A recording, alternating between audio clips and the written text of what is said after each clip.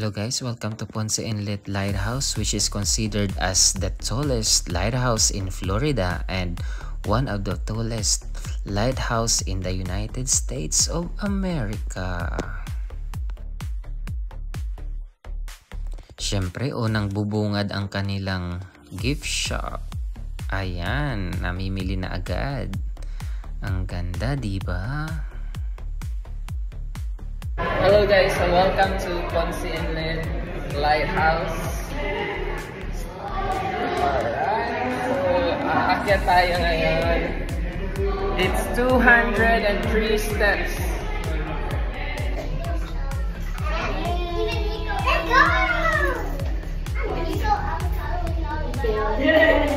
And the kiddos, may lagi na ka. Mami, ayaw niya bumaba. Natakot siya dito baba. Sino? Say hi to the vlog. Hello. Say hi. Hello. Here. Hello. Welcome to Ponce Inlet. Welcome to America. Welcome to Ponce Inlet Lighthouse.